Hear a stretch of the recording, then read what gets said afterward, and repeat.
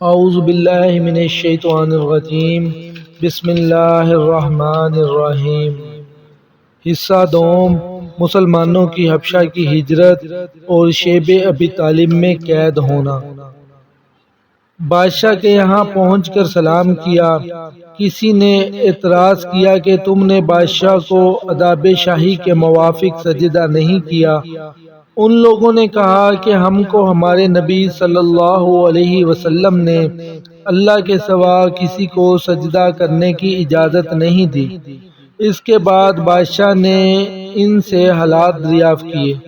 حضرت جعفر رضی اللہ تعالیٰ عنہ آگے بڑھے اور فرمایا کہ ہم لوگ جہالت میں پڑے ہوئے تھے، نہ اللہ کو جانتے تھے نہ اس کے رسولوں سے واقف تھے، پتھروں کو پوجتے تھے، مردار کھاتے تھے، برے کام کرتے تھے، رشتے ناتوں کو توڑتے تھے۔ ہم میں قوی ضعیف کو ہلاک کر دیتا تھا۔ ہم اس حال میں تھے کہ اللہ نے اپنے ایک رسول بھیجا جس کے نسب کو، اس کی سچائی کو، اس کی امانت داری کو، پرہیزگاری کو ہم خوب جانتے ہیں۔ اس نے ہم کو ایک اللہ واحد لا شریک کے عبادت کی طرف بلایا اور پتھروں اور بتوں کو پوجنے سے منع کیا۔ اس نے ہم کو اچھے کام کرنے کا حکم دیا، برے کاموں سے منع کیا۔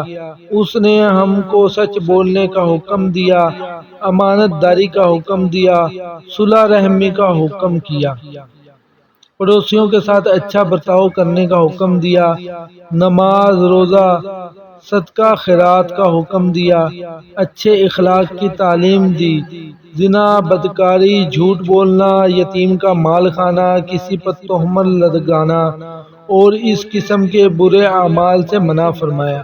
ہم کو قرآن پاک کی تعلیم دی، ہم اس پر ایمان لے آئے اور اس کے فرمان کی تعمیل کی، جس پر ہماری قوم ہماری دشمن ہو گئی اور ہم کو ہر طرح سے ستایا گیا۔ ہم لوگ مجبور ہو کر تمہاری پناہ میں اپنے نبی صلی اللہ علیہ وسلم کے ارشاد سے آئے ہیں۔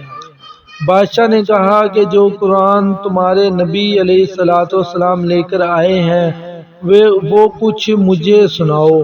حضرت جعفر رضی اللہ تعالیٰ عنہ نے سورۃ مریم کی اول آیاتیں پڑھی، جس کو سن کر بادشاہ بھی رویا اور اس کے پادری بھی روئے۔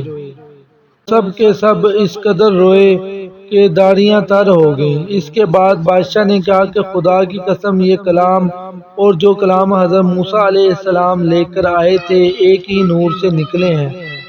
ان لوگوں سے صاف انکار کر دیا کہ میں ان کو تمہارے حوالے نہیں کر سکتا۔ وہ لوگ بڑے پریشان ہوئے، بڑی ذلت اٹھانا پڑی۔ آپس میں صلح کر کے ایک شخص نے کہا کہ کل میں ایسی تدبیر کروں گا کہ بادشاہ ان کی جڑ ہی کاٹ دے گا۔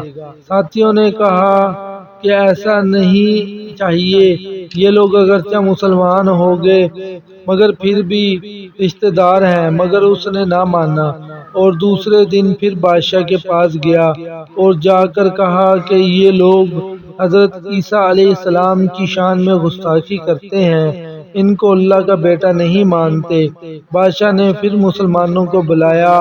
صحابہ فرماتے ہیں کہ دوسرے دن کے بلانے سے ہمیں اور بھی زیادہ پریشانی ہوئی، بہرحال گئے۔